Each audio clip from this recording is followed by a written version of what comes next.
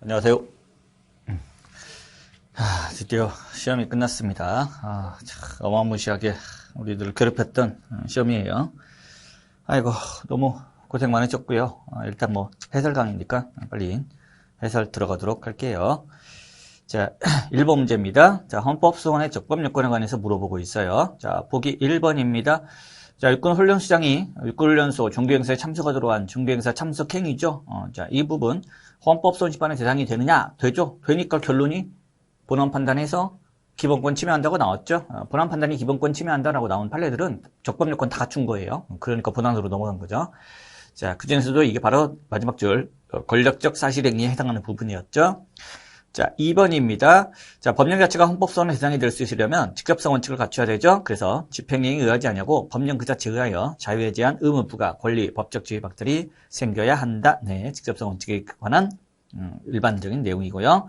자, 보기 3번입니다. 자, 자기 관련성이 있어야 된다는 거죠. 그래서 세 번째 줄 끝부분, 청구인은 공권력 작용에 대하여 자신이 스스로 법적으로 관련되어 있어야 한다. 자기 관련성도 하나의 적법 요건이고요.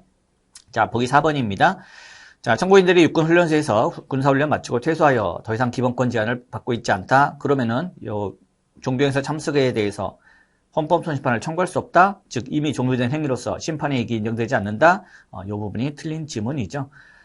이것도 결론이 나왔잖아. 결론이 기본권을 침해한 것이다. 정교본리 원칙에 위배하여 중개자를 침해한다. 과임금 전칙에 위배하여 중개자를 침해한다. 그러니까 본안 판단이 나왔기 때문에 적법요건 다 갖췄어요. 이미 끝난 거 아니냐. 그래서 권리보이익이 없는 거 아니냐 싶지만, 자, 주관적 권리보이익은 없다 하더라도 반복 가능성, 헌법적 해명의 필요성이 있다면 객관적 심판이익이 인정되죠. 결국 심판이익이 있죠. 인정되지 않는다. 틀렸죠. 자, 2번입니다. 헌정사 문제가 쫙 1, 2, 3, 4로 다 깔려서 나왔어요. 자, 보기 1번입니다. 1960년 헌법 제3차 개정헌법입니다. 자, 대법원장과 대법관을 선거로 뽑았죠. 자, 선거할 때 국민들이 유권자인 게 아니에요. 법관들로만 구성되는 선거인단이 있었죠. 따라서 법관의 자격이 있는 자들로 조직되는 선거인단이 선거하고 대통령은 그냥 확인만 해줍니다.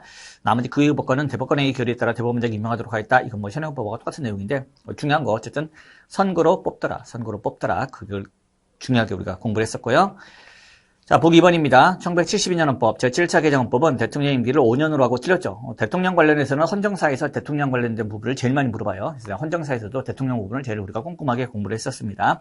자, 대통령 임기가 7차 때는 6년이죠. 6년. 이거는 막 그렇게 해서 기출에서 많이 나왔죠. 8차 때가 7년인데 7차 때 대통령 임기가 8차 때의 대통령 임기보다도 더 길었다. 이렇게 막 틀린 지문으로도 많이 나왔었죠. 6년이 7년보다 더 길다. 에이, 말도 안 되는 소리. 어쨌든 이 대통령 임기도 꼼꼼하게 공부를 해야 되고, 그래서 6년인데 여기 딱 5년이니까 이미 틀린 거죠. 다음, 통일시대 국민회의에서 대통령을 토론 없이 기명 투표로 선거하도록 하였으면 사람 뽑을 때는 다 무기명 투표죠. 기명이 아니라 무기명입니다. 무기명. 자, 틀렸고요. 자, 보기 3번입니다. 1948년 재헌헌법 근로자우 단결권, 단체교섭권, 단체행동권이 있는데 다만 이때는 특이하게 법률의 범위 내에서 보장하도록 함으로써 지금 현행헌법하고 좀 차이가 있었어요. 그 밖에 사회국가 원리를 이때도 이미 반영했기 때문에 노령질병, 기타 근로능력 상실로 인한 생활유지 능력이 없는다는 법률이 정한 바에 국가의 보호를 받도록 하였습니다. 그런데 이렇게 세세한 내용들을 다 알아야 되나요? 몰라도 되잖아. 중요한 거 알면 보기 2번 가지고 정답 고른 거예요. 보기 3번 세모하고 넘어갔다. 잘하신 겁니다. 난 보기 3번도 딱 보자마자 뭐가 정확히 맞다는 거 다 알았다. 그렇군요. 굉장히 엄청나게 네, 엄청나게 필요 이상으로 많이 공부하신 분입니다. 자, 보기 4번 1980년 헌법 8차 개정헌법은 국가의 사회보장, 사회복지 증진, 노래고무, 특히 중소기업도 이때 언급을 하고 있죠. 소비자보호운동도 언급하고 있고요. 그래서 이제 중소기업이나 소비자보호운동이 8차 때 들어왔다더라 이런 거죠. 중요한 포인트긴 한데 어쨌든 사회보장, 사회복지 증진, 노래고무 이런 것들 8차 헌법 때 있었을까? 사회국가 원리는 1948년 헌법 때부터 쭉 있었으니까 이때도 이런 게 있었을 것 같은데 확실하게 모르겠네. 이 중에 하나라도 틀리게 됐으면 어떡하지? 상관없어요. 이런 것도 나오면 그냥 세모입니다. 보기 3번이나 4번은 나오면 세모. 보기 2번 가지고 정답 골라내시면 충분합니다. 자, 3번입니다. 자, 권한대행이나 직무들이, 자, 보기 1번입니다. 국회의장이 사고가 있을 때는 소속 의원수가 많은 교섭단체 소속 부의장의 순으로 의장의 직무를 대행한다. 자, 의장이 사고가 있을 때 대비해서 부의장을 2명을 놔뒀죠. 다 2명 중에 누가 할 것이냐? 의장이 지명하는 사람이 하는 거죠. 의장이 딱 둘 중에 한 명을 지정해 줍니다. 자, 의장이 지정도 못하고 갑자기 쓰러졌다. 그럼 이제 그때 부의장 둘 중에 누가 할 거냐? 그때 비로소 여기 나온 것처럼, 의원수가 많은 순서대로, 다수당 순서대로 하게 되는 거죠. 자, 보기 1번은 갑자기 의장이 둘 중에 누가 해? 라고 얘기하지도 않고 그냥 바로 국회의장 사고가 있으면은 곧바로 교섭단체 소속 의원수가 많은 대로 직무를 제어한다. 틀린 부분이죠. 이것도 기출에서 나왔던 부분이고요. 자, 보기 2번 맞는 내용이죠. 국회의원 총선거 후 최초로 의장과 부의장을 선거할 때에는 이때는 회의를 진행할 사람이 없네. 그래서 이제 출석 의원 중 최다선 의원이 합니다. 최다선 의원이 2명 이상이면 연정자가 하고요. 자, 보기 3번입니다. 자, 보기 2번 같은 경우는 그나마 조금 지엽적인 부분이에요. 지엽적인 부분. 자, 보기 3번입니다. 감사원장이 거리되거나 사고로 인하여 직무를 수행했을 때는 최장기간 재직한 감사위원 2명 이상이면 연장자. 매우 중요한 지문이죠. 보기 4번도 자, 선관위원장이 사고가 있을 때는 상임위원, 부위원장이 하고 모두 사고가 있으면 임시위원장을 호선한다. 이것도 매우 중요한 부분이죠. 자, 4번입니다. 자, 보기 1번입니다. 자, 헌법재판 41조 1항에서 말하는 재판입니다. 재판의 전제성, 재판의 전제가 된 경우 재판, 법원이 하는 웬만한 게 다 들어가죠. 네, 맞습니다. 자, 보기 2번입니다. 국회는 청원에 대하여 심사를 의무를 지고 청원인에게는 심사를 요구할 수 있는 권리가 있죠. 청원권이죠, 청원권. 따라서 국회의장은 청원심사 부작위는 헌법소원의 대상이 된다. 자, 헌법상 자기 의무가 있는데 그걸 하지 않는다. 그러면 공권력의 불행사로서 헌법소원의 대상이 되는데 바로 국회의장의 청원심사 부작위도 그러한 공권력 불행사이기 때문에 헌법소원의 대상이 됩니다.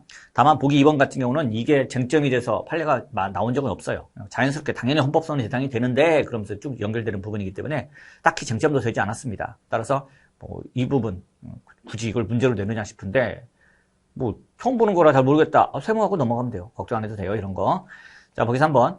자, 법률이 평등원칙에 위반된 경우가 헌법재판소의 불합치 결정을 정당화하는 대표적인 사유라고 할 수 있다. 맞죠? 단순 유행 결정을 하지 않고 헌법 불합치 결정을 하는 경우 대표적인 경우가 평등원칙 위반이죠. 왜 쟤만 혜택을 줘? 나는 안 줘. 알았어요. 쟤도 안 줄게요. 이거보다는 쟤 주는 게 맞고 당신도 주는 게 맞아요. 좀 기다려주세요. 당신에게도 그거 줄 테니까. 쟤한테만 주는 거 우선 적용합시다. 적용하고 좀 기다리면 당신도 줄게요. 자, 이래서 잠정 적용 헌법 불합치 결정이 평등원칙에서는 이제 많이 나오죠. 자, 그 밖에도 합헌과 위헌의 경계가 섞여 있다. 근데 그 경계를 긋는 것이 애매하다. 입법자에게 여러 선택권이 맡겨져 있다. 그러면은 단순히 결정하지 않고 입법자가 정하세요. 예를 들어 수용자 모두에 대해서 선거권을 제한한다? 이건 좀 심한 거 아니냐. 아무리 범죄자를 할지라도 죄질이 가벼운 사람은 선거권을 줘야 되는 거 아니냐. 죄질이 무거운 사람은 선거권을 안 줘도 되고 그 기준은 어떻게 정할 건데 입법자가 정하세요. 그럼 그때도 헌법불합치 결정이죠. 그래서 입법자가 징역 금고 1년 이상이면 선거권 안 주고 이하면 선거권 주고 이런 식으로 만들 수 있는 부분들이었습니다. 그래서 평등원칙 위반이라든지 또는 합헌과 위헌 섞여 있다라든지, 자, 그 밖에도 이거 단순히 결정하면은 법적 공백이 너무 커서 안 되겠다 싶을 때, 그런 때도 이제 유지를 시키도록 헌법불합치 결정을 내리고 있습니다. 자, 그 중에서도 가장 많은 게 이제 평등원칙 위반이죠. 자, 보기 4번입니다. 엄청 중요한 판례가요. 대놓고 손들고 있죠. 내가 정답이다. 네, 정답이죠. 자, 이원 법률 심판에 있어 위헌 여부가 문제되는 법률이 재판의 전제성 요건을 갖추고 있는지 여부는 되도록 법원의 이해에 관한 법률적 견해를 존중하여야 합니다. 다만 그 견해가 명백히 유지될 수 없다 싶으면 헌법재판소가 직권으로 조사해서 재판의 전제성 없어! 라고 부정할 수도 있죠. 자, 여기는 법원의 견해를 존중할 것이 아니라 헌법재판소가 별도로 독자적인 심사를 하는 것이 바람직하다? 완전 틀린 지문이죠. 이것도 정답이 확 튀어나오는 부분이었습니다. 자, 5번입니다. 자, 보기 1번입니다. 자, 가축전염병 예방법상의 살처분으로 인한 재산권의 제약입니다. 이거는 헌법 23조 1항, 2항에 따라 가축 소유자가 부담하여야 하는 사회적 제약에 속하죠. 맞죠?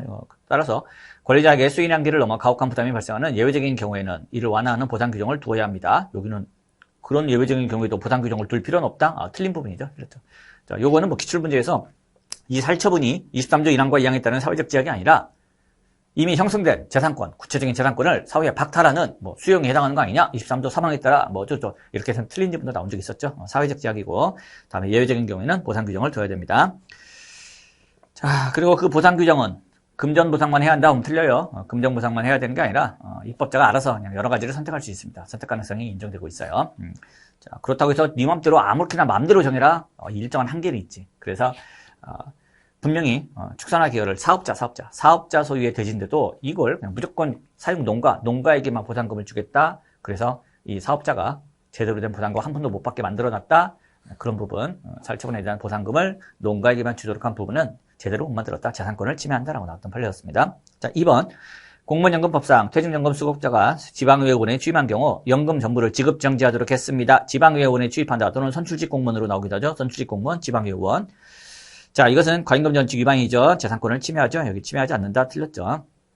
그래서 이것도 기출에서 엄청 자주 나왔던 부분이었죠. 자, 여기 지금 퇴직연금 수급자인데 그다음 판례가 또 퇴역연금 수급자, 군인이었던 경우도 또 나왔어요. 똑같은 판례가 또 나왔었죠.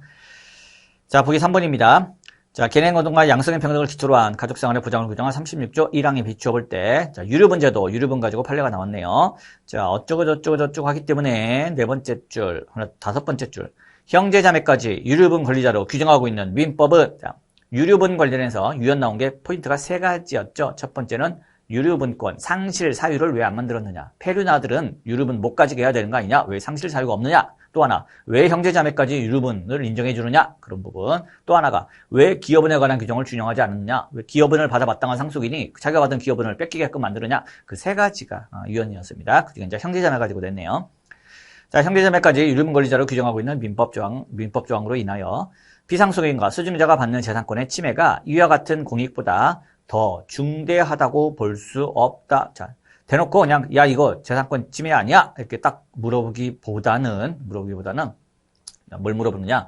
과잉금 저축 기반 중에서 법익의 균형성을 가지고 물어보고 있는 부분이죠. 자, 법익의 균형성. 그래서 자, 형제자매까지 유류분 권리자로 규정하고 있는 민법으로 인하여 비상속인과 수증자가 받는 재산권의 침해 그리고 자, 앞에서 쭉 언급했던 이 법이 달성하고자 하는 그러한 공익 두 개 비교했을 때 과잉금 전축 위헌으로 나온 거기 때문에 법익의 균형성을 갖추지 못하였다라고 이어져야겠죠. 법익의 균형성을 갖추지 못하였다라고 하려면은 이 법이 달성하고자 하는 공익보다 이 법으로 인한 침해가 더 커야 됩니다. 근데 여기는 그런 침해가 공익보다 더 중대하다라고 해야 하는데 중대하다고 볼 수 없다. 그래서 틀린 지문이 되겠습니다. 자, 보기 4번입니다. 자, 이것도 뭐 정답이 손을 들고 있죠. 자, 귀환하여 등록 절차를 거친 등록프로에게만 억류기간에 대한 보수를 지급한다고 규정한 국권프로 관한 법률 규정은 평등원칙에 위배되지 않는다. 네. 모르는 판례가 떴네요. 결론 위배되지 않는다죠. 네. 옳은 것은 이라고 했으니까 보기 4번이 맞는 지문이 되겠네요. 자, 보기 2번과 3번 유연인 판례니까 매우 중요한 판례고요. 자, 보기 1번 같은 경우도 기출에도 언급됐었고 역시 중요한 내용이 되겠습니다. 보기 4번은 알 필요 없죠. 보기 4번이 옳은 거네요. 자, 6번입니다. 자, 보기 1번. 네, 몰라도 되죠? 몰라도 되는 판례입니다. 맨 끝에 뭔가를 침해한다고 볼 수 없다. 맞네요. 보기 2번입니다. 자, 중요한 게 나왔네요. 행정절차상 강제처분에 의해 신체 자유가 제한되는 경우 강제처분의 집행기관으로부터 독립된 중립적인 기관이 이를 통제하도록 하는 것은 적법절차 원칙의 중요한 내용에 해당한다. 기출제문이죠. 자, 그래서 형사절차뿐 아니라 행정절차상의 강제처분에 의하더라도 즉 불법 체류자를 잡았다. 강제 퇴거시킨다. 그런데 퇴거할 때까지 좀 잡아줘야겠다. 자, 보호를 시키는데 이게 상한이 없었죠. 상한. 언제까지 가둘지 상한이 없습니다. 상한 없는 보호를 가능하게끔 한 부분이었는데 이때 보호명령이 나올 때 출입국관리 공무원들이 자기네가 보호명령을 발부하고 자기네가 그걸 집행해요. 형사절차에서는 법관이 영장을 발부하고 수사기관이 그걸 집행하는 건데 여기는 자기네가 발부하고 자기네가 집행하고 야 이건 아니지 않느냐. 중립적인 기관에서 통제해야 되는 거 아니냐. 영장처럼 이렇게 얘기하고 있었죠. 자, 이런 장치가 없었기 때문에 결론이 적법 절차 원칙에 위반되어 신체 자유를 침해한다라는 중요한 판례였습니다. 그 밖에도 상한이 없다는 점에서 지나치게 행정의 편리성만 강조한 거 아니냐. 과잉금 원칙에 위반하여 신체 자유를 침해하게 됐고 또 하나는 적절한 고지를 통해서 의견 제출 기회를 줘야 되는데 이런 절차도 없었어요. 이것도 적법 절차 원칙이죠. 이런 점에서도 적법 절차 원칙에 위반하여 신체 자유를 침해한다. 엄청나게 중요한 판례였죠. 자, 보기 3번입니다. 자, 수범자인 경비업자로 하여금 허가받은 시설경비 업무 외의 업무의 경비원을 종사하게 하는 것을 금지하고 위반한 경우 허가를 필요적으로 취소하도록 규정했습니다. 자, 시설경비업 사건이죠. 시설경비업.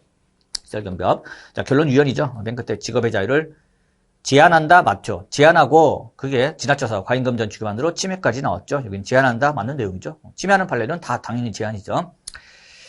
자, 보기 4번입니다. 자, 경비업은 국가가 어쩌고저쩌고 하는 거기 때문에 세 번째 줄 경비업의 운영 및 관리와 관련해서는 입법자의 입법재량이 넓게 인정될 수 있다죠. 있다. 이런 여러 가지 국민의 생명신체와 관련되어 있기 때문에 입법재량이 넓게 인정될 수 있다. 따라서 보기 3번 같은 판례인데 자, 이 시설경비업 필요적으로 취소하도록 한 부분이 과잉금 전축 위반인지 아닌지에 있어서는 이렇게 입법자의 재량이 넓다는 걸 일단 전제로 하고서 그러니까 웬만하면 합헌이지 않을까 이런 생각을 가지고서 심사하기로 하겠다. 근데 봤더니 해도 너무하네. 과잉금 전축 위반. 어쨌든 간에 보기 4번이 넓게 인정될 수 있다예요. 없다로 나왔어. 근데 사실 이렇게 심사 기준 가지고 물어본 거는 판례가 그때그때마다 심사 기준이 일관되지 않고 계속해서 왔다 갔다 정신없어요.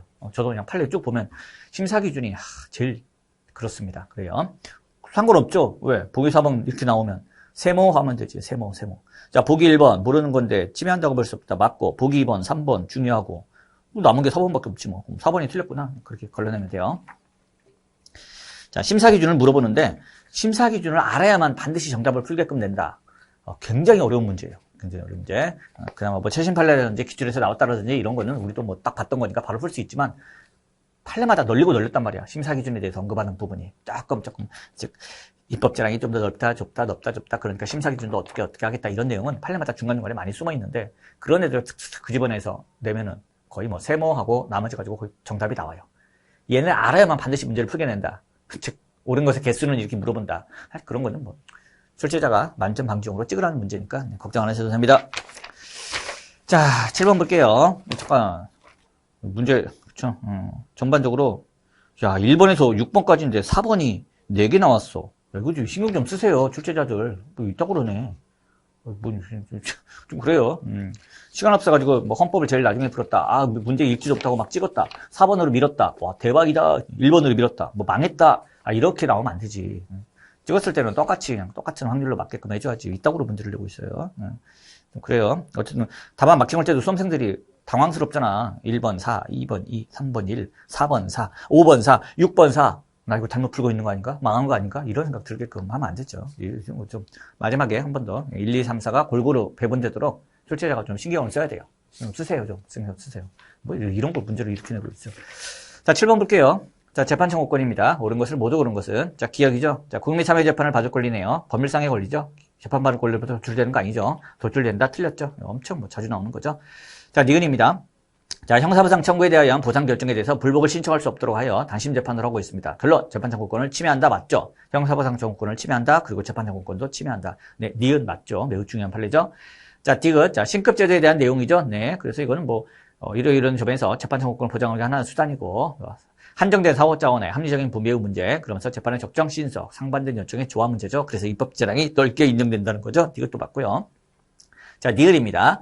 자, 재판 청구권에는 이런 모든 재판받을 권리가 다 포함되므로 헌법상 보장되는 기본권인 공정한 재판을 받을 권리는 공정한 헌법 재판을 받을 권리도 포함되죠. 네, 이것도 뭐 맞는 지문으로 기출에서 엄청 자주 나왔던 거고요. 자, 미음입니다. 법관에 대한 징계 처분 취소 청구 소송을 대법원의 단심 재판에 의하도록 했습니다. 결론 합헌이죠. 근데 여기는 재판 청구권 평등권을 침해한다. 틀렸죠. 미음도 어마어마하게 자주 나오는 판례죠. 자, 변호사 징계 받았을 때 변호사 징계에 대해서 야 대법원으로 그냥 바로 가. 대법원으로 즉시항고해. 사실심 안 해줍니까? 응, 안 해줘. 이거 위헌이었어요. 하지만 법관에 대한 징계는 대법원으로 바로 가. 라고 또 대법원에서 사실확 정도 해준대. 사실심 역할도 해줘요. 특이하게. 그러다 보니까 합헌이었습니다. 자, 8번입니다. 자, 헌법 27조 5항은 형사피해자는 법률이 정한 바에 의하여 당해 사건의 재판 절차에서 진술할 수 있다. 이렇게 재판 절차 진술권을 보장하고 있습니다. 자, 다만 형사피해자의 재판 절차 진술권을 어떠한 내용으로 부추할 것인가에는 입법자에게 입법 형성의 자유가 부여되고 있죠. 이런 절차를 만드는 부분, 재판 절차 진술권도 절차적 기본권이잖아. 청구권적 기본권. 자, 이런 부분은 제도 보장의 성격이 강하기 때문에 입법 형성의 자유가 굉장히 넓죠. 자, 그래서 그것이 재량의 범위를 넘어 명백히 불합리한 경우에 비로소 유언의 문제가 생길 수 있다는 거. 자, 보기 2번입니다. 자, 친족상조례죠.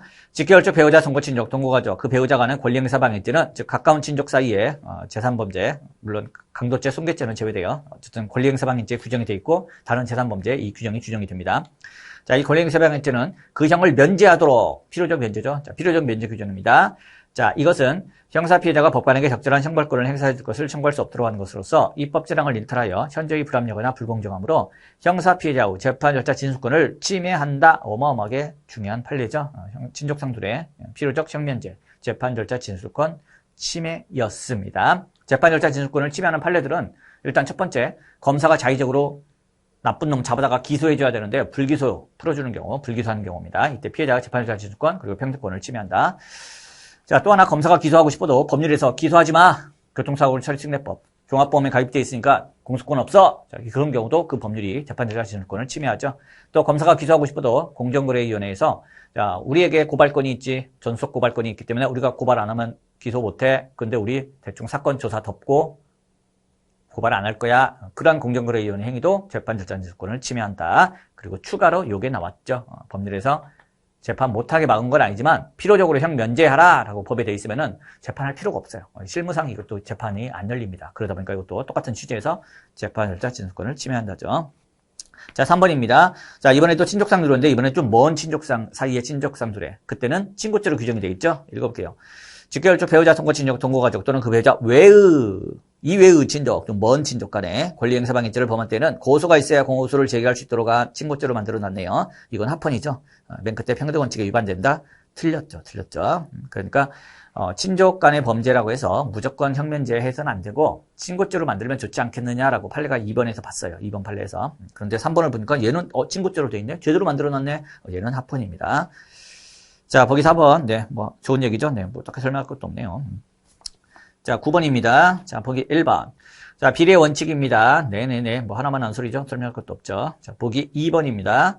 자, 집회금지입니다. 제일 마지막에 택해야 하는 최종적인 수단이죠. 네, 맞고요. 이것도 뭐 기출로 자주 나왔던 부분이고요. 자, 보기 3번입니다. 자, 국가의 종교적 중립성은 종교의 자유를 온전히 실현하기 위하여도 필요하지만 국가가 특정한 종교를 장려하는 것이 다른 종교 또는 무종교의 자유에 대한 침해가 되지는 아니한다. 안 돼요. 국가는 중립을 지켜야 돼요. 따라서 특정한 종교를 장려하면 안 됩니다. 국가가 특정한 종교를 장려하는 것은 다른 종교 또는 무종교의 자유에 대한 침해가 될 수 있습니다. 그래서 훈련소에서 훈련소장이 특정 종교 4개만 딱 골라서 그 4개 종교 행사 참석을 강요하면 그 종교만 장려하는 꼴이고 그게 바로 종교 자유 침해로 이어지는 부분이었습니다. 종교분리 원칙 위반이었죠. 보기 3번 틀렸고요. 자, 보기 4번입니다. 자, 군인이라 하더라도 종교 자유는 보장되어야 하죠. 그 종교의 자유 안에는 신앙의 자유도 있고 종교 집회 참가의 자유 이런 것도 있지만 반대로 나 신앙을 가지기 싫어. 소극적인 종교 자유도 다 있습니다. 그런 것도 다 보장되어야 돼요. 특히 전시사변 등 국가비상사태가 발생하여 군인이 실제 무장 전투에 동원되는 경우 사상자가 발생하는 등 죽음에 대한 공포가 극대화되는 상황에서는 종교가 군인들에게 더욱 중요한 의미를 가질 수 있다. 이거 뭘로 연결돼요? 왜 훈련소에서 특정 종교 행사 참석을 강요하는 겁니까? 네, 그 목적은 군인들의 정신적 전력을 강화하기 위한 것이었습니다. 아, 그렇군요. 맞네. 종교가 군인들에게 이렇게 전시, 사변 등등등 이런 상황에서는 나는 여기서 죽더라도 천국 간다. 나는 신이 보호해줘서 난 총알이 날 비켜갈 것이다. 이런 매우 군인들에게는 큰 중요한 의미를 가지게 되겠군요. 네, 좋습니다. 목적의 정당성을 인정해드리겠습니다. 그런 연결되는 부분입니다. 이 판례는 수단의 적합성부터 부정해서 결국 종교 자유 침해가 인정됐죠. 역효과가 나니까 정치적 전력을 강화하는 게 아니라 오히려 군대나 종교에 대한 반감만 커지더라. 수단의 적합성이 부정됐던 판례였고요. 어쨌든 보기 3번도 그냥 되게 좋은 얘기군요. 라고 보시면 되는 부분입니다. 자, 10번입니다. 이 지문을 꼭 이렇게 만들어야 됩니까? 보기 1번 봐봐. 13줄인가요? 하나, 둘, 셋, 넷, 다섯, 여섯, 일곱, 여덟, 아홉, 열, 열하나, 13줄. 왜 그런 겁니까? 중요한 판례도 아닌데. 하천 편입토지 보상. 이걸 행정상 행정소송 중에 당사자 소송으로 가야 됩니까? 민사소송으로 가야 됩니까? 등등등등등등. 행정법에서는 겁나 중요한 문제예요. 자주 물어보는 지문입니다. 근데 우리 헌법에서는 이런 걸 내나 싶은데 이걸 이렇게 13줄이나 냈어. 어쨌든 이런 문제 여러분들이 마주쳤을 때는 쫄지만 않으면 돼요. 딱 1번 보고 하천 편입토지? 나 이거 행정법 공부하는 사람들 입장에서는 이거 처음 보는 건데 뭐지? 읽으면서 엄청 길어. 도대체 이게 뭐야? 뭐긴 뭐야. 얼른 넘어가요. 넘어가요. 자, 보기 1번 맞는 얘기입니다. 그래서 하천 편입 토지 보상 등하는 특별주시배 청구권은 헌법에 어쩌고 저쩌고 손실보상 청구권을 구체화한 겁니다. 자, 따라서 그 하천법의 시행 그 자체에 의해 직접 사유지를 구기로 하는 이른바 입법적 수용이라는 국가의 적법공인에서 소유권의 손실을 보상하기 위한 것이다. 자, 이러한 손실보상은 공평부담에서 특별한 시행에 대한 보임으로 손실보상을 받기 위해서는 특별한 희생이 있어야 되고 그렇지 않으면 손실보상을 인정할 수 없다. 그런 내용입니다. 자, 보기 2번입니다. 개성공단 전면 중단 조치입니다. 자, 이 부분은 공익 목적을 위하여 개별적 구체적으로 형성된 구체적인 재산권의 이용을 제한하는 공용 제한이 아니므로 자, 23조 3항이 적용이 안 돼요. 따라서 그 조치가 23조 3항을 위반하여 재산권을 침해한 것으로 볼 수 없다죠. 자, 개성공단 전면 중단 조치 등 대부분의 우리 판례가 얘기하고 있는 재산권 제한에 대해서는 판례가 뭘로 본다? 23조 1항과 2항에 따른 사회적 제약으로 보고 있죠. 사회적 제약으로 보고 23조 3항에서 얘기하는 23조 3항에서 얘기하는 자, 공공필요에 의한 수용, 사용, 제한 여기에 해당한다고는 보지 않아요. 여기에 해당하면은 무조건 보상해야 돼요. 무조건 보상해야 됩니다. 여기에 해당하는 게 아니라 대부분의 재산권 제한은 23조 1항과 2항에 따른 사회적 제약에 해당한다라고 보고 있죠. 이 사회적 제약에 해당하면 원칙적으로 보상 안 합니다. 예외적인 경우에 보상 규정을 두어야 한다라고 되어 있는 부분이죠. 비례 원칙 때문에. 얘는 명문 규정 때문에 보상을 해야 되고, 얘는 비례 원칙 때문에 예외적인 경우 보상을 하는 경우가 있습니다. 어쨌든 최근 기출의 경향이었죠. 최근 기출에서 이런 문제가 많이 등장하고 있었죠. 재산권 제한을 싹 보여주고 나서, 자, 얘가 여기에 해당하냐? 아니면 여기에 해당하냐? 여기에 해당하죠. 여기에 해당합니다. 자, 여기도 23조 3항 요 제한은 아니더라. 23조 사망에 따라 보상 안 해도 된다. 뭐 그런 얘기를 해주고 있습니다. 자, 보기 3번입니다. 자, 뭐라는 거냐.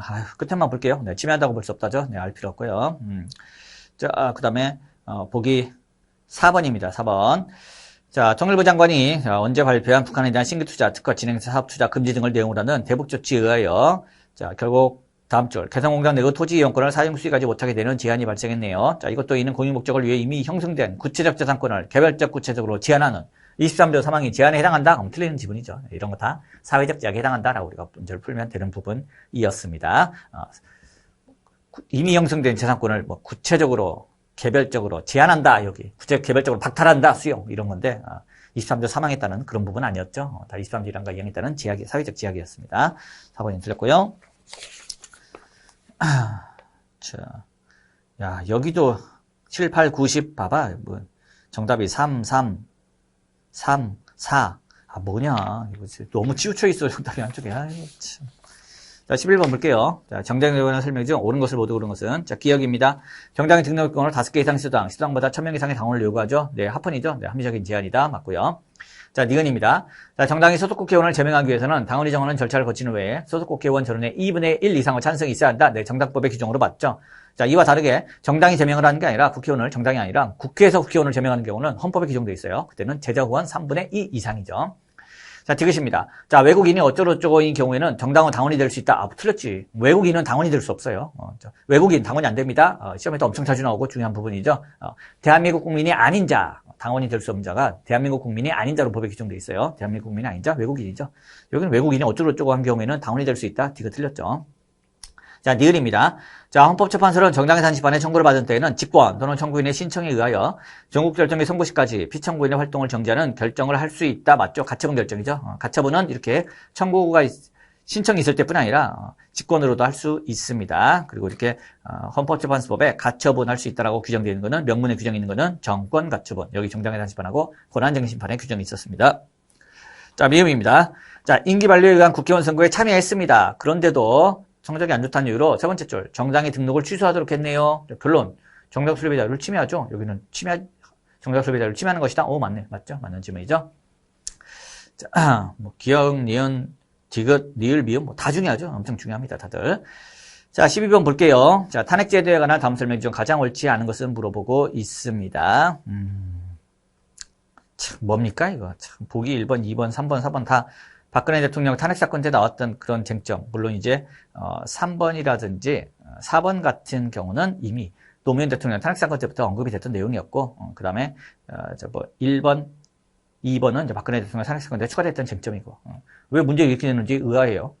아니, 탄핵 판례 중에 제일 중요한 게 뭐가 있다? 윤석열 파면 사건이 있잖아요. 윤석열 내란죄, 내란 관련해서 쟁점도 헌법재판소 판례에서 자세히 얘기하고 있고, 형법상 내란죄로 했다가 나중에 뭐 헌법 위반으로 바꾸는 게 이게 과연 탄핵소추 사유를 갖다가 처리한 거, 변경한 거에 해당하느냐 마느냐, 국회에 별도 의결이 있어야 되느냐 없어야 되느냐, 엄청 중요한 쟁점들이 최근 윤석열 판례에서 쏟아져 나왔단 말이죠. 그 중요한 것들을 다 제끼고 옛날 판례만 가지고 보기 1, 2, 3, 4를 만들었네? 뭐가 자는 거지? 조희대 대법원장 눈치가 보였나? 야, 내 친구 거 판례 쓰지 마. 이상해요. 좀 어처구니 없습니다. 그 중요한 최신 판례. 열심히 공부한 수험생들, 우롱하는 것도 아니고, 뭐가 자는 거예요? 구닥다리 판례 가지고 막 1, 2, 3, 4를 만들어 놨어. 자, 어쨌든, 자, 보기 1번 볼게요. 자, 탄핵소추안을 각 소추 사유별로 나누어 발의할 것인지 아니면 여러 소추 사유를 포함하여 하나의 안으로 발의할 것인지는 의원들 마음이죠. 소추안을 발의하는 의원들의 자유로운 의사에 달려 있습니다. 따라서 대통령의 헌법이나 법률을 위배한 사실이 여러 가지일 때 그중 한 가지 사실만으로도 충분히 파면 결정을 받을 수 있다고 판단되면 그 한 가지 사유만으로도 탄핵소추안을 발의할 수 있죠. 다 묶어서 하나로 발의할 수도 있고요. 자, 보기 2번.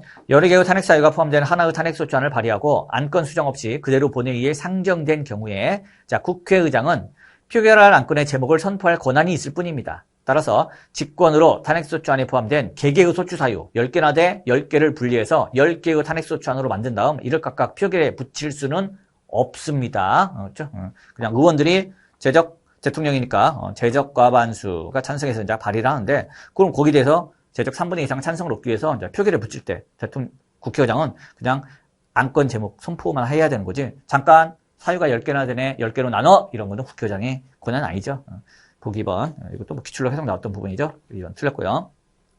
자, 3번입니다. 직무집행에서 헌법이나 법률을 위반할 때는 탄핵사유로 규정하고 있는 헌법 65조이란 헌법에는 명분의 헌법 규정뿐 아니라 불문헌법도 포함되고요. 법률에는 형식적 의미의 법률 그리고 효력만 동등하면 되죠. 국제조약 일반적으로 승인된 국제법 규정이 포함된다. 근데 맞는 지문이죠. 중요한 거는 법률보다 그 하위에 있는 명령규칙은 포함되지 않는다. 그것도 중요한 최신 판례인데 그런 것도 안 물어봤고. 자, 보기 4번입니다.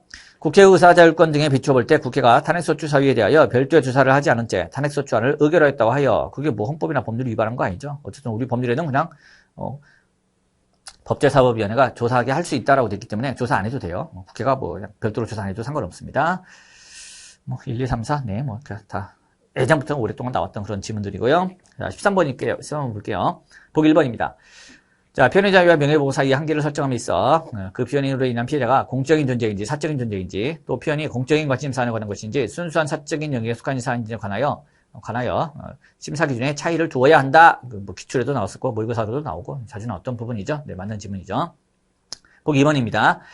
자, 명예훼손과 모욕적 표현은 구분해서 다루어야 하고 공적 관심사에 대한 표현의 자유 보장과 개인의 사적 법익, 인격권 두 법익이 충돌했을 때는 구체적인 경우 항상 이때 비교 형량이었죠. 비교 형량, 이익 형량에서 정해야 한다. 네.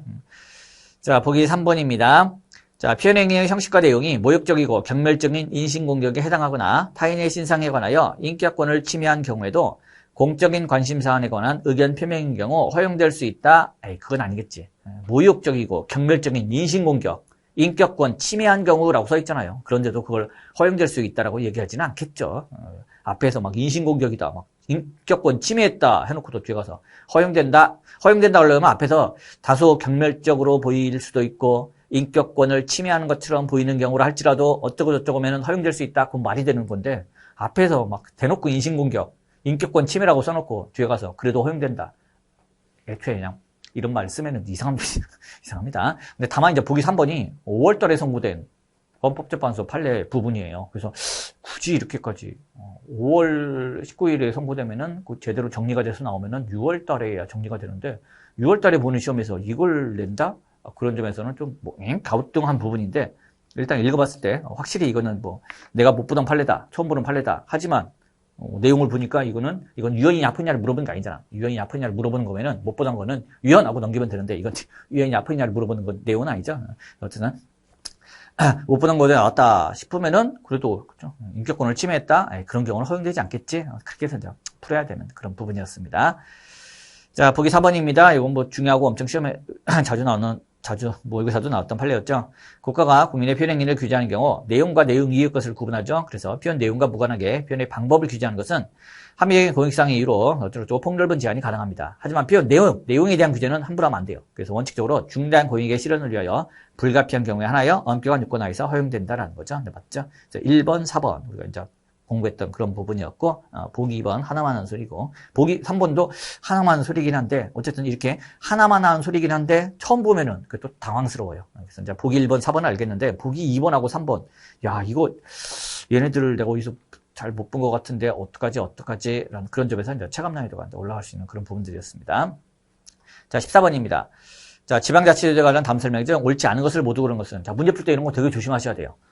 사실 이렇게 조합형 문제에서 옳은 것만 골라라, 옳지 않은 것만 골라라. 차이가 없잖아. 그냥 통일해서 옳은 것만 골라라라고 했으면 좋겠는데 출제자가 한 번씩 옳은 것만 골라라 할 때도 있고 옳지 않은 것만 골라라 할 때도 있어요. 문제 풀 때 반드시 옳지 않은 건지 옳은 건지 동그라미를 하든 별표를 치든 X를 치든 체크를 반드시 해서 꼭 반드시 구별해 주셔야 돼요. 구별해 주셔야 됩니다. 자, 앞에 조합형 문제는 계속해서 다음 중에서 이제 옳은 것을 못 고르는 것은 이렇게 반복해서 물어보고 있었거든요. 그러니까 자연스럽게 14번도 이것도 옳은 것만 물어보겠지라고 하면 안 돼요. 갑자기 이렇게 옳지 않은 것을 모두 고르는 것은 이렇게 튀어나오잖아요. 그러니까 옳은 건지 옳지 않은 것을 모두 고르라고 한 건지 조합형 문제 그런 거 꼭 조심하셔야 됩니다. 자, 그냥 일반적으로 사지선다에서 물어보는 것도 당연히 조심해야 되고 조합형에서조차 그런 거 꼭 조심하셔야 돼요. 자, 기억입니다. 자, 결국 지방자치단체장 선거권이죠. 두 번째 줄 끝부분. 지방자치단체의 장선거권은 기본권으로 인정하고 있죠. 마지막 부분. 헌법 24조에 의해 보호되는 기본권으로 인정해야 한다. 맞죠? 자, 니은입니다. 지방자치단체장은 이것도 기출지문이죠. 밑에서 두 번째 줄. 헌법 7조 2항에 따라 신분보장이 필요하고 정치적 중립성이 요구되는 공무원에 해당한다? 아니, 신분보장, 정치적 중립, 그런 공무원은 직업공무원이잖아. 지방자치단체장이 직업공무원에 해당한다? 틀렸죠. 지방자치단체장은 정치적 공무원이에요. 지방자치단체장은 정치적 중립 요구도 안 돼요. 정당에 가서 정당에서 공천받고 선거 나와서 당선된 사람이죠. 서울시장 되고 하는 사람입니다. 정당 활동하고 있고 신분보장 안 해줍니다. 다음 선거 떨어지면 바로 개털되는 거지. 뭐 한 번 서울시장 됐다고 60세까지 보장해주지 않아요. 자, 지방자치단체장은 정책 공무원이기 때문에 직업 공무원이 아니죠. 는 틀렸고요. 자, 디귿입니다. 자, 지방자치단체의 구역 바다도 들어가죠. 즉 공유수면, 육지는 물론 바다도 포함. 공유수면에도 권한이 미친다. 네, 맞고요. 자, 니을입니다. 자, 최초의 지방의회가 구성된 것은 제1공화국 기간이었던 1950년이었고, 자, 이 정확한 연도는 중요하지 않다고 했죠. 최초의 지방의회가 구성된 건, 1공화국 기간이었구나. 그거 정도만 알면 되고, 50년인지, 51년인지, 52년인지, 이런 건 53년인지 중요하지 않고요. 중요한 거는 그 뒤에가 중요한 거였죠. 지방의회를 조국 통일이 이루어질 때까지 구성하지 아니한다는 것을 헌법 부칙에 규정한 거 매우 중요하죠. 7차 개헌이죠. 여기는 1980년 8차 개정헌법이다. 틀린 지문이죠. 그래서 뭐 기억, 니은, 디귿, 니을 다 엄청 중요한 걸로 지문을 냈습니다. 자, 15번입니다.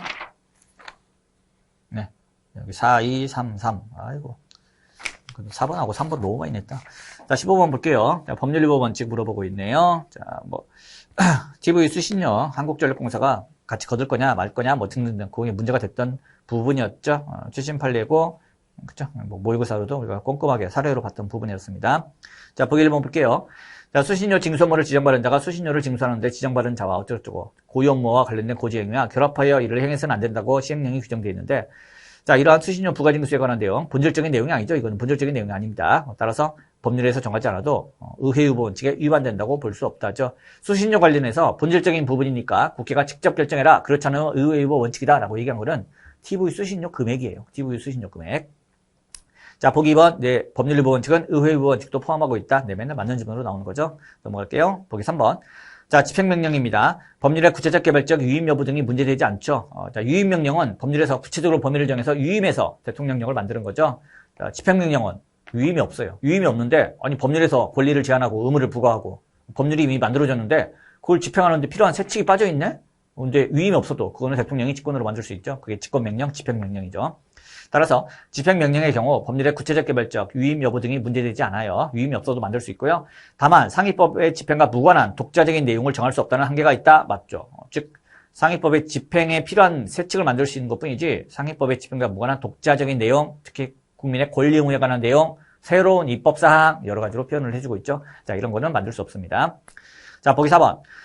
자, 상위법령인 방송법은 한국방송공사가 지정하는 자에게 수신료의 징수 업무를 위탁할 수 있다고만 규정할 뿐, 자, 그 제3자에게 지정해서 위탁할 수 있다라고 법에 돼 있고, 제3자가 한국전력공사인지 누구인지도 안 써 있고, 구체적으로 어떻게 하는지도 안 써 있고, 그런 건 안 써 있습니다. 자, 어쨌든 한국방송공사가 지정하는 자에게 수신료의 징수 업무를 위탁할 수 있다고만 규정할 뿐, 그 경우 수신료 징수 방법의 제한 가능성에 대해서는 규정을 두고 있지 않습니다. 따라서 심판대상 조항, 그래서 정기요금 거두면서 수신료도 같이 걷는 거 하지마, 뭐 등등등등 이렇게 바꾸는 내용, 이런 내용은 국민의 권리 의무에 관한 사항을 정한 유임명령에 해당한다. 틀렸죠? 이게 바로 집행명령에 해당하는 부분이었죠. 보기 4번이 정답이죠. 자, 16번입니다. 자, 보기 1번입니다. 자, 장례 처분에 대해서도 예외적인 경우는 권한쟁의 심판이 가능하죠. 네, 맨 끝에 마지막 줄. 장례 처분에 대해서도 권한쟁의 심판을 청구할 수 있다. 맞죠? 자, 보기 2번입니다. 국회의원의 법률안 심의표결권은 국회의 동의권을 구성하는 것으로 성질상 일신 전속적인 것이죠. 것이라고 볼 수 없으므로 틀렸네요. 자, 수개될 수 있다. 뭐 수개 안 되지. 따라서 국회의원이 입법권의 주제는 국회의 구성원으로서, 법률안 심의표결권의 주제는 국회의원의 자격으로서 뭐 권한쟁의 심판을 청구했다가 심판 계속 중 국회의원직을 상실하였다. 자, 국회의원이 권한쟁의 심판을 청구하고 국회의원직을 상실하게 되면은 심판 절차 종료로 끝나죠. 여기는 마지막 줄. 심판 절차가 종료되는 것은 아니다. 틀렸네요. 심판 절차 종료로 끝나죠. 자, 권한쟁의 심판이 심판 절차 종료로 끝내는 거는 첫 번째, 청구인이 청구를 취하하는 경우. 자, 국회의원이 권한쟁의 심판을 청구했다가 청구를 취하했다. 심판 절차 종료로 끝납니다. 자, 또는 국회의원이 권한쟁의 심판을 청구했다가 사망했다. 네, 그때로 심판 절차 종료. 자, 국회의원직이 권한쟁의 심판 청구했다가 국회의원직 상실됐다. 네, 심판 절차 종료. 자, 국회의원이 권한쟁의 심판 청구했다가 임기 4년이 끝났다. 네, 그때도 심판 절차 종료죠. 자, 보기 3번. 자, 지방자치단체는 기관임 사무의 집행에 관한 존부 및 범위에 관한 권한 분쟁을 이유로는 기관임 사무를 집행하는 국가기관 또는 다른 지방자치단체의 장을 상대로 권한쟁의 심판을 청구할 수 없죠. 자치사무에 대해서만 자신의 권한 침해를 주장하면서 권한쟁의 심판을 청구할 수 있다는 거죠. 네, 보기 3번 중요한 질문이고요. 자, 보기 4번입니다. 자, 시도의 교육학에 관한 집행기관인 교육감, 그리고 해당 지방자치단체 사이의 내부적 분쟁과 관련된 심판 청구는 이거는 권한쟁의 심판으로 인정 안 되죠. 네, 속하지 아니한다. 맞습니다. 그래서 자, 경상남도의 교육감과 경상남도 그때 홍준표 도지사 시절 경상남도 간에 서로 권한쟁의 심판을 할 수 있느냐? 안 되죠. 그런 거 안 됩니다. 1, 2, 3, 4가 다 어마어마하게 중요한 지문들이네요. 자, 17번입니다. 자, 보기 1번입니다. 자, 단독판사와 합의부의 심판관을 어떻게 배분할 것인가? 네. 하나만 한 소리 있었죠. 네. 그래서 뭐, 국민의 권리가 효율적으로 보호되고 적정하게 운영되도록 배분 확정한다. 네. 하나만 한 소리 좋은 얘기 써놨고요. 자, 보기 2번. 헌법 제108조는 대법원은 법률에 저촉되지 아니하는 범위 안에서 소송 절차, 내부 규율, 사무처에 관한 규칙을 제정할 수 있다라고 규정하고 있다. 매우 중요한 헌법 조문이고, 이번에는 맞는 지문으로 냈죠. 이거 틀린 지문으로 시험에 자주 나왔었죠. 법률에 저촉되지 아니하는 범위 안에서인데, 이걸 뭐, 법령의 범위 안에서 이런 식으로 바꾼다든지, 법률이 정하는 바에 따라 이런 식으로 바꾸면 틀리죠. 또, 소송 절차 내부 규율, 사무 처리에 관한 것만 규칙으로 만들라고 돼 있는데, 여기다가 살짝 법관의 임기도 규칙으로 만들라고 돼 있다, 땡. 법관의 정년도 규칙으로 만들라고 돼 있다, 땡. 뭐 여러 가지로 나왔던 지문인데, 이번에는 맞는 지문으로 쉽게 던져졌습니다. 자, 보기 3번입니다. 자, 범죄인도법은 어쩌고 하고 있는데, 자, 네 번째 쪽 끝부분. 법원에 의한 범죄인 인도 심사는 전형적인 사법 절차의 대상에 해당되는 것이 아니다. 이것만 따로 떼어내서 시험으로 자주 나오니까 중요하다고 봤었죠? 네, 아닙니다. 따라서, 자, 이것은 법률에 의하여 인정되는 특별한 절차에 불과하다는 거죠. 네, 맞습니다. 그래서 범죄인 인도 절차를 왜 고등법원 단심 재판으로 만드느냐, 뭐 등등 아무것도 침해하지 않는다. 자, 보기 4번입니다. 자, 중요한 거죠. 이거 헌법 조문 가지고 됐죠? 이거 기출에서 여러 번 나왔던 중요한 지문이죠.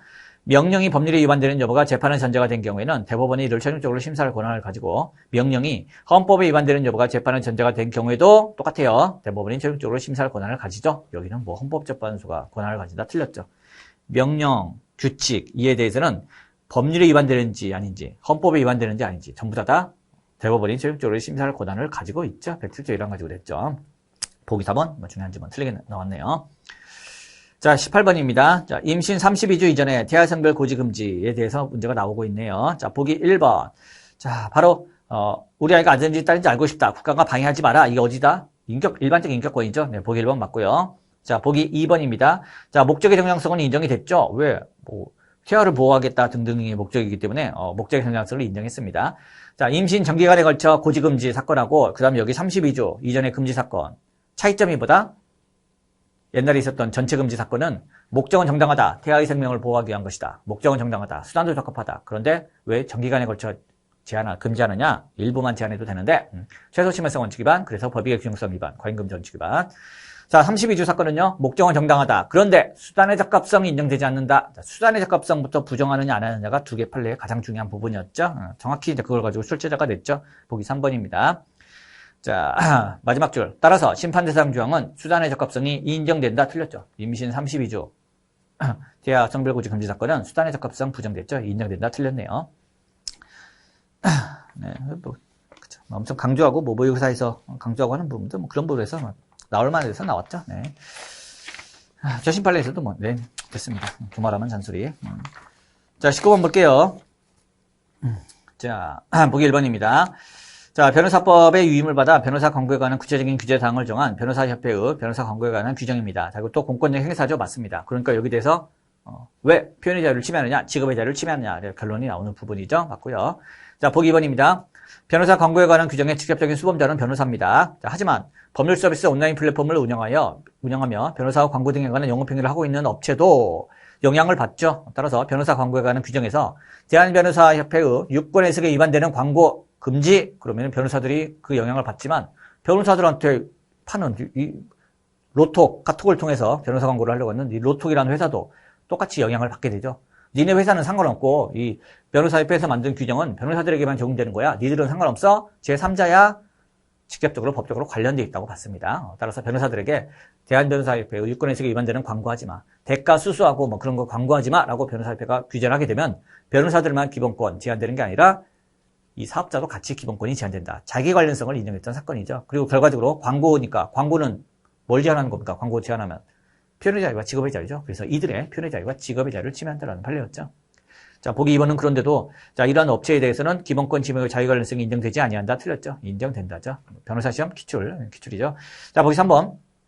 자, 음주 측력 거부 전력이 1회 이상인 사람이 다시 금주 인정 위반에 있을 경우 2년 이상 징역. 자, 음주 측정 거부든 음주 운전이든 한 번 했던 사람이 다시 한 번 또 운전이나 음주 측정 거부를 하면은 2년 이상 징역. 윤창호법이죠. 결론 맨 끝에. 책임과 형벌에 관한 비례원칙에 위반된다. 맞고요. 보기 4번도 똑같죠. 음주운전 금지 규정 위반 전력이 1회 이상인 사람이 다시 음주 측정 거부. 2년 이상 징역. 결론 맨 끝에. 책임과 형벌에 비례원칙에 위반된다. 맞죠. 보기 3번과 4번은 왜 이렇게 두 개를 연달아 냈나 싶은데. 그죠. 약간 의아스러운데. 네, 어쨌든. 20번 볼게요. 자, 방송의 자유. 보기 1번입니다. 처음 보는 판례야. 처음 보는 판례야. 물론 모의고사나 이런 데를 한 번씩 그냥 낸 적도 있지만 어쨌든 물러도 되는 판례죠. 물러도 되는 판례가 나왔습니다. 결론은 합헌으로 나와야지 그럼. 근데 맨 끝에 표현의 자유를 침해한다. 틀렸죠. 정답이 그냥 바로 나왔네요. 자, 보기 2번입니다. 내 방송에 대해서 헌법이 이렇게 규정하고 있기 때문에 입법자는 방송에 대해서 이제 폭넓게 이렇게 규율을 할 수가 있다. 뭐 그런 내용이고요. 자, 보기 3번입니다.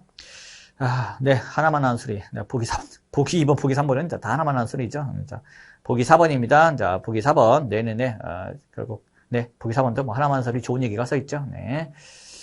이렇게 하나만 하는 소리가 써있으면 너무 어려워요. 2번, 3번, 4번. 괜찮아요. 보기 1번 확실히 정답 고를 수 있잖아요. 모르는 건데 그때 침해한다 써있으니까. 그리고 또 뭐 출제자가 뭐 정답은 쉽게 고르게 냈다라고 봐야겠죠. 2번, 3번, 4번. 침해냐 아니냐 이런 걸 하나도 안 물어보고 있지만 1번에서 침해냐 아니냐를 물어보면서 합헌인 판례 가지고 침해한다라고 딱 내서 정답을 고르게끔 하고 있습니다. 자, 21번 유형결정의 효력입니다. 보기 1번. 자, 유형결정의 예외적 소급표가 인정되는 형벌에 관한 법률 또는 법률 조항은 형사처벌의 직접적인 근거가 되는 실체법을 의미한다. 맞죠? 절차법은 유형결정 나면 그때부터 효력을 상실하는 거지 소급표 없습니다. 실체법이 소급표가 있는 거예요. 물론 그 소급표도 무제한인 건 아니고 마지막으로 합헌결정이 있었다면 마지막 합헌결정이 있었던 날에 다음 날까지만 소급하죠. 어쨌든 자, 실체법을 의미합니다. 자, 21번 문제는 1, 2, 3, 4 다 뭐 2025년 3월 13일에 나온 형사판례, 대법원 판례 가지고 냈어요. 대법원 판례 가지고 냈습니다. 자, 어쨌든 뭐 보기 1번은 우리도 계속 공부했던 내용이에요. 형사처벌 조항이 유형결정 나왔을 때 유형결정에 소급표 미친다고 법에 돼 있는데 그 실체법이 그렇더라. 절차법은 안 미친다. 또 하나 안 미치는 게 얘가 뭐 있었죠? 또 하나 안 미치는 게 불처벌의 특례, 불처벌의 특례. 그게 보기 2번이죠. 형벌에 관한 법률 조항이라 하더라도 처벌되지 않는 사유를 규정한 것이라면 종합보험에 가입되어 있으니까 공수권 없어. 자, 처벌되지 않는 사유를 규정한 것이라면 유형결정의 소급표를 인정할 경우 오히려 그 조항에 따라 형사처벌을 받지 않았던 사람들까지 형사처벌 되게 되는 거죠. 따라서 이런 경우만큼은 포함시키지 않겠다. 자, 네, 보기 2번 길게 써있는데 결국 불처벌 특례에서도 공부했던 우리 그런 내용이 한 번 더 반복된 겁니다. 자, 요 대법원 판례는 아까 우리 봤죠. 필요적 형면제, 친족 사이에 가까운 친족 사이의 재산범죄에 대해서 필요적 형면제를 규정한 형법 규정, 그 부분이 이제 헌법불합치 결정이 나왔는데, 자, 이때, 소급표를 헌법불합치 결정도 유형결정 하나니까, 자, 소급표를 인정할 거냐 말 거냐. 형벌에 관한 조항이긴 하지만, 불처벌의 특례나 마찬가지인 거죠. 이것도 필요적 형면제도 불처벌의 특례나 마찬가지로 결국 벌하지 않겠다라는 내용 아니겠느냐. 그렇기 때문에 소급표를 인정하지 않겠다라는 그런 대법원 판례였습니다. 자, 보기 3번입니다. 자, 헌법재판소의 헌법불합치 결정은 헌법과 헌법재판소법이 규정하고 있지 않은 변형된 형태죠.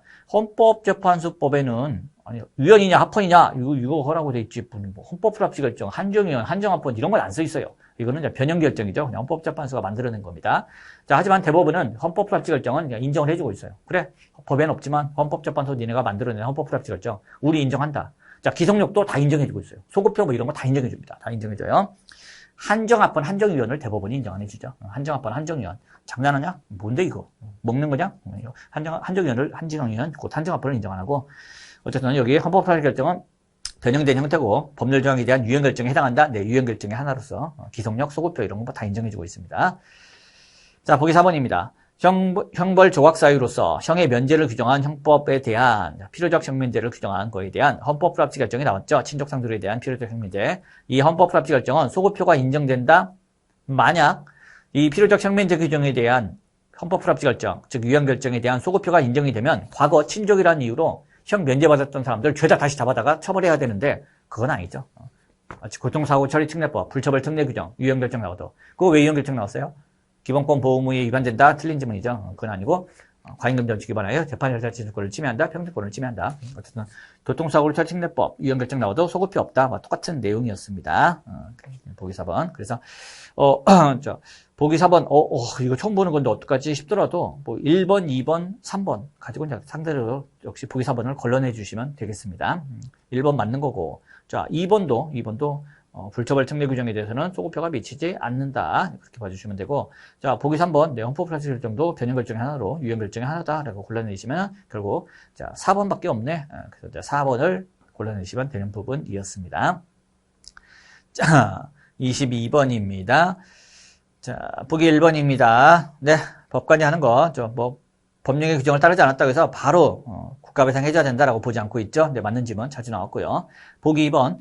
자, 무죄 판결이 확정된 피고인이 구금 여부와 상관없이 재판에 들어간 비용의 보상을 법원에 청구할 수 있도록 하는 내용의 비용보상 청구권입니다. 자, 비용보상 청구권. 자, 비용보상 청구권의 제척기간을 무죄 판결이 확정된 날부터 6개월로 규정했네요. 자, 형사소송법 규정에 대해서는 합헌 결정이 나왔었고 군사보험법 규정에 대해서는 유형 결정이 나왔어요. 작년 시험에서는 군사보험법 규정이 유연이다. 그걸 물어보는 지문으로 출제됐었고, 자, 이번에는 변호사 시험 기출 지문이죠. 자, 이렇게 제척기간을 이렇게 6개월로 규정한 것은 형사보상 청구권을 제한한다. 틀렸죠. 비용보상 청구권은 형사보상 청구권하고 상관없는 거죠. 형사보상은 구금되었을 때 헌법이 정한 기본권, 비용보상 청구권은 구금과 상관없이 무죄가 나오면 돈을 받을 수 있는 건데 이거는 이제 법률상 권리입니다. 따라서 비용보상 청구권을 제한하는 법이 있더라도 형사보상 청구권을 제한하는 건 아닙니다. 다만 6개월이 지나면 인정 안 해주고 6개월 이내에만 인정해주고 왜 차별하는데 평등권 제한되기 때문에 평등권 심사할 수 있고 왜 내 소송 비용 안 주는데 재산권도 제한한다고 봤던 부분이고 왜 비용보상 청구라는 그런 비용보상에 관한 재판을 못 받게 하는 건데 재판 청구권도 제한된다고 봤지만 형사보상 청구권은 제한이 아닙니다. 2번 틀렸죠? 정답 쉽게 우리가 자주 봤던 데서 나왔습니다. 자, 보기 3번도 자주 나왔던 거죠. 국가배상 청구권의 성립 요건으로 공무원의 고의가 시를 규정한 것은 이미 형성된 국가배상 청구권을 제한하는 게 아니라 내용을 형성하는 것이다. 네, 보기 4번. 헌법상의 범죄 피해자 구조 청구권, 피해자가 들어가는 기본권 2개가 현행 헌법에서 도입됐죠. 87년 헌법에서 도입되었다 맞죠? 뭐가 또 있어요? 아까 계속 나왔던 재판 절차 진술권이죠. 형사 피해자 후 재판 절차 진술권. 범죄 피해자 구조 청구권, 피해자가 들어가는 기본권 2개가 1987년 헌법에서 도입되었습니다. 보기 4번도 자주 나오는 거죠. 자, 다음으로 넘어갈게요. 자, 23번입니다. 재외국민의 참정권. 자, 보기 1번입니다. 자, 결국 첫째 특권 부분. 주민등록 여부만을 기준으로 하여 주민등록을 할 수 없는 재외국민의 국민투표권 행사를 전면적으로 배제한다. 국민투표권 침해죠. 재외국민의 국민투표권 제한 사건이었습니다. 자, 그래서 법이 바뀌어가지고 좋다. 주민등록 없어도 할 수 있게 해주겠다. 국내 거주 신고가 있으면 할 수 있게 해주겠다. 그것도 또 한 번 국민투표권 침해였고요. 자, 보기 2번입니다. 자, 단지 주민등록이 되었는지 여부에 따라 선거의 명부에 오를 자격을 결정하여 그에 따라 선거권 행사 여부가 결정되도록 한다. 따라서 국민인데도 주민등록법상 주민등록을 할 수 없는 재외국민의 선거권 행사를 전면적으로 부정한다. 별론 유연이죠. 맨 끝에. 네, 맞습니다. 보기 2번 맞죠. 자, 보기 2번 판례는 이렇게 나오기도 하고 선거권 행사를 전면적으로 부정하고 있는 것은인데 구체적으로 물어보기도 해요. 국정선거권이라고 물어보기도 하고 대통령 선거권, 국회의원 선거권 그렇게 딱딱 찍어서 물어보기도 합니다. 목적의 정당성부터 부인했던 굉장히 또 중요한 내용을 가진 판례이기도 있고요. 자, 보기 3번. 자, 주민등록이 되어 있지 않고 국내 거소 신고도 하지 않은 재외국민에게 국회의원 재보궐선거의 선거권을 인정하지 않네요. 합헌이죠. 이제 맨 끝에 선거권을 침해하고 위배된다 틀렸죠. 이것도 매우 중요한 판례죠. 자, 임기 만료에 의한 국회의원 선거권 중에서도 주민등록이나 국내 거주 신고하지 않은 그런 재외국민, 특히 주민등록이 되어 있지 않은 경우는 우리 공직선거법에서 재외선거인이라고 부르죠. 자, 어쨌든 이 재외선거인에게 대통령 선거 그리고 국회의원 선거는 임기 만료 비례대표 국회의원 선거, 임기 만료에 의한 비례대표 국회의원 선거권만 인정하고 있어요. 따라서 왜 지역구 국회의원 선거권을 인정 안 하느냐, 그리고 왜 재보궐선거도 인정하지 않았느냐를 따졌는데 둘 다 합헌 나왔죠. 매우 중요하죠. 여기는 유연이다 써있으니까 틀렸네요. 자, 보기 4번입니다. 자, 외국의 영유권을 취득한 재외국민과 같이 법령의 규정상 주민등록이 불가능한 재외국민인 주민의 지방선거 피선거권을 부인한다. 이거 결론 유연이죠. 피선거권 침해한다. 즉 피선거권을 포함하고 있는 공무단위권을 침해한다. 맞는 지문이죠. 1, 2, 3, 4 다 어마어마하게 중요한 지문으로 이제 깔아놨네요. 그래서 자, 지금 여기 자, 국내 거주 재외국민이라고 써있기 때문에 이건 단순한 국민일 뿐 아니라 국내 거주가 있으면 주민이기도 해요. 따라서 주민의 자격이 있기 때문에 지방선거에 서울시장 등에 출마할 수 있어야 됩니다. 이제 못 나오겠죠. 그래서 자, 국내 거주 재외국민에게 지방선거 선거권을 부인한다. 위헌. 주민투표권을 안 준다. 위헌. 선거 못 나오게 비선거권 안 준다. 위헌. 이런 거 다 위헌이죠. 자, 24번. 자, 보기 1번입니다. 자, 딱히 설명할 거 없죠. 네, 보기 1번 볼게요. 자, 헌법이 보장하고 있는 교육을 받을 권리에 사회적 경제적 약자도 능력에 따른 실질적 평등 교육을 받을 수 있도록 적극적인 정책을 실현해야 할 국가의 의무가 포함된다고 볼 수 없다. 이것도 우리가 기출문제로 봤던 부분이죠. 국가가 실질적 평등 교육을 받을 수 있도록 적극적인 정책을 실현할 국가의 의무가 포함되는 거죠. 되는 겁니다. 따라서 교육을 받을 권리는 내가 교육받는 거 방해하지 마. 자유권적 기본권이기도 하지만 내가 교육을 받을 수 있게 뭐 정책도 만들고 뭐 또 법도 만들고 뭐 해줘야 되는 거 아니야? 왜 안 해? 적극적으로 요구할 수 있는 사회권적 기본권이기도 합니다. 즉 국민들은 그렇게 적극적인 정책을 요구할 수 있고 국가는 적극적인 정책을 실현해야 할 의무가 있어요. 여기는 그런 게 포함된다고 볼 수 없다 틀렸죠. 다만 그게 콕 집어서 그러니까 내 교육비가 얼마 나왔으니까 내 교육비 얼마 내나 이렇게 자기가 실제로 지출한 교육비를 청구할 권리라든지 특정한 교육제도 만들어 특정한 교육시설 만들어 나 그거 할 거야 이런 거는 이제 인정이 안 되죠. 하지만 이런 일반적인 의무는 인정이 되죠. 자 보기 3번입니다. 네. 자, 헌법 31조 6항은 이렇게 규정하고 있다. 자, 유정은 국가에게 학교 제도를 통한 교육 시행하도록 위임하였고, 이런 포괄적인 책임을 부여하고 있다. 하나만 한 소리죠. 자, 보기 4번입니다. 보기 4번도 하나만 한 소리죠. 네. 볼 게 없고요. 자, 25번입니다. 자, 1번입니다. 자, 환경권. 자, 첫째 쪽 끝부분. 자, 이렇게 환경권에 관한 보호 의무를 다하지 않는 데를 헌법재판소가 심사할 때는, 자, 기본권 보호 의무 위반 여부는 과소보호금지 원칙이죠. 그래서 과소보호금지 원칙 위반 여부를 기준으로 삽니다. 자, 그리고 밑에서 보기 1번 밑에서 두 번째 줄 중간 부분. 자, 이렇게 위험 상황의 성격 등은 과학적 사실과 국제 기준에 근거하여 객관적으로 검토되어야 한다. 온실가스에서 언급했던 그런 내용이었죠. 자, 보기 2번입니다. 자, 탄소 중립 기본 법령이 설정한 온실가스 감축 목표 등이 과소보호금지 원칙을 위반하는지 여부는 자, 조금 전에 위에서 봤던 그런 기준 가지고 쭉 보고 있죠. 그래서 이렇게 증진, 마지막 줄. 과학적 사실, 국제 기준을 고려하여 판단하여야 한다. 네네네. 자, 보기 3번. 자, 정부가 국가 온실가스 배출량을 2030년까지 2018년에 국가 온실가스 배출량 대비 35% 이상의 범위에서 대통령을 정하는 비율만큼 감축한 것을 목표로 하도록 규정한 이러한 법 제8조 1항입니다. 자, 이게 유연 나오는데, 유연 나온 이유가 뭐였습니까? 또 최신 판례로 중요하게 우리가 다뤄봤던 부분이었죠. 자, 2018년, 2050년. 자, 이때 다 하겠습니다. 그래요? 그럼 2030년까지는 어떻게 할 겁니까? 네, 이때까지는 35% 이상 줄일 겁니다. 자세한 거는 대통령령이 정하세요. 네, 40% 줄일게요. 야, 여기는 왜 얘기 안 합니까? 네 상상에 맡기겠어. 왜 얘기 안 해줍니까? 얘기 안 해. 이게 유연이었죠. 왜 여기 언급을 안 해? 왜 여기 몇 %라고 정량적 기준 왜 제시 안 해? 아무것도 안 했다. 이게 지나치게 적게 보호한 것이다. 기본권 보호 의무 위반이었습니다. 그래서 환경권을 침해한다. 자, 또 하나 의회의보 원칙 위반이기도 했죠. 자, 몇 % 줄일 것이다 라고 언급해 주는 거, 이 기준을 제시하는 거, 본질적, 기본적 사항이라고 봤어요. TV 수신료 금액을 얼마로 정할지 마찬가지로 이것도 몇 % 줄일지 기본적인 사항입니다. 근데 법률이 언급을 안 해. 그냥 정부가 5년마다 계획 수립해서 알아서 해. 그리고 법률에서 아예 언급을 안 하네. 이게 의회의보 원칙을 포함하는 법률위반 원칙 위반, 그런 점에서도 환경권을 침해한다라고 나왔던 판례였죠. 그래서 이제 보기 3번입니다. 하나, 둘, 셋, 넷, 다섯 번째 줄 볼게요. 자, 이러한 8조 1항은 2031년부터 2049년까지의 감축 목표에 관하여 어떠한 형태의 정량적 기준도 제시하지 않았는 바, 자, 몇 % 줄이겠다고 언급을 안 했어요. 자, 이것은 미래의 과정한 부담을 이전하는 방식으로 온실가스 감축 목표를 규율한 것으로 2030년부터 50년, 즉 31년부터 49년까지의 감축 목표에 대한 규율에 관하여 어쩌고저쩌고한 조치로서 최소한의 성격을 갖추지 못하였으므로 과소보험 원칙을 위반한다. 맞는 지문이죠. 보기 4번. 자, 기후위기 대응을 위한 탄소중립 조성장 기본법 제8조 1항이 2031년부터 2049년까지의 감축 목표에 관하여 정량적 수준을 규정하지 않고 이에 관해 정부가 5년마다 정하도록 하였다. 의회의보 원칙이죠. 그런데 여기서는 어쩌고저쩌고 하는 것이기 때문에 밑에서 두 번째 줄. 예를 들어 의회의보 원칙, 법률위반 원칙을 위반했다고 할 수 없다. 틀렸죠.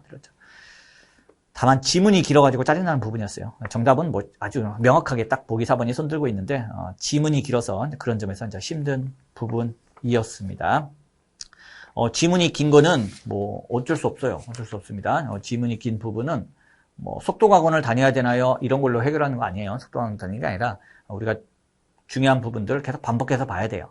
그래야 이제 짝쓱 지문을 보면은 뻔하네. 얘 여기서 함정 팠겠지 이러겠지 이러겠지 하고 빨리빨리 볼 수 있어요. 특히나 다음 설명 중 가장 옳은 것은 이라고 물어보면은 그때는 대충 봤다가는 정답이 안 보여서 다시 처음부터 읽고 꼼꼼하게 봐야 되는데 옳지 않은 것은 이라고 물어보게 되면은 대충 쓱 보고 함정 있나 없나? 없네. 통과. 없네. 통과. 하다가 함정이 있네. 얘가 틀렸네. 굉장히 빨리 문제를 풀 수 있어요. 풀 수 있습니다. 물론 쓱쓱쓱쓱 키워드 중심으로만 쓱쓱 훑어봤는데 왜 틀린 게 하나도 안 보이면 다시 이제 꼼꼼히 봐야 돼요. 다른 데서 함정을 팠나? 그때 이제 보이죠. 그런데 대부분의 경우는 옳지 않은 걸 골라라 했을 때는 쓱 함정 파는데 쓱 체크해보고 별거 없네. 역시 예상한 데서 함정 팠네. 바로바로 이제 답을 골라내고 그런 식으로 우리가 시간이 단축되는 거지. 즉 반복을 통해서 이 지문이 뜨면은 뻔히 여기를 바꿔서 내더라. 이런 걸 예측해서 문제를 푸는 거지. 하나하나 꼼꼼히 다 읽으면서 문제를 푸는 건 아니에요. 아무리 열심히 읽어도 소용없어요. 판례 결론 모르면은 정답 고를 수가 없어요. 소수 재판관들의 의견을 가지고 지문 맞는 것처럼 쓱 내면은 읽다 보면 속을 수밖에 없어요. 격렬하게 재판관들끼리 격론이 벌어지는 사건에서는 다수 재판관의 의견보다 소수 재판관의 의견이 더 논리적 타당성이 높은 경우가 더 많아요. 따라서 이들의 지문을 쓱 내면은 읽다가 설득이 돼요. 맞는 지문 같아요. 근데 아니야. 다툼이 있으면 판례의학, 법정 의견대로 골라야 되기 때문에 소수 의견이 정답이 될 수는 없습니다. 어쨌든 읽으면서 문제를 푸는 건 아니고 천천히 읽으면서 문제를 푸는 건 아니고 물론 이제 처음 보는 거는 정답이 안 보이는 거는 좀 읽으면서 약간 할 수도 있어요. 그래서 아이씨 뻔한 소리였네. 뭐 이런 한다든지. 야 이건 말 딱 봐도 택도 없는 소리네. 뭐 인신공격하고 막 인격권 침해하는데 허용된다고 써 있어. 뭐 이런 경우는 읽으면서 파악을 하겠지만은 그렇지 않은 대부분의 경우는 결론을 우리가 이미 알고 있어야 돼요. 특히 유형이냐, 합헌이냐, 제한이냐, 아니냐, 자유가능성이 있냐, 없냐 이런 거는 우리가 이제 결론을 알고 문제를 풀어야 되는 거예요. 모르겠다 싶으면 얼른 세모하고 넘어가셔야 되는 거고. 어쨌든 시간을 줄이는 거는 지문이 길어져서 그런 점에서 우리가 문제 푸는 스킬 가지고 접근을 하셔야 되는 부분이 되겠습니다. 뭐 속도학원은 다니고 그런 걸로 해결이 되는 건 아니고요. 지문이 긴 만큼 읽다가 정신이 혼미해질 수도 있기 때문에 전날 푹 숙면을 취하고 오는 것도 매우 중요한 부분이라고 할 수 있겠네요. 그게 마음대로 되진 않아요. 다음날 시험 걱정돼가지고 저도 막 잠 못 자고 막 그랬던 거 생각해보면은 뭔 얘기하고 있냐. 어쨌든 자 지문이 길다는 점 그 자체가 엄청나게 난이도를 높여놓고 있습니다. 게다가 읽으실 때 너무나 긴 지문들이 많은 시험 과목을 몰아놨어. 영어와 국어가 있기 때문에 그런 점에서도 무시무시했습니다. 무시무시했네요. 이 무시무시한 시험 치르느라 너무 고생 많으셨습니다. 자, 이상으로 해설 마치도록 할게요. 수고하셨습니다.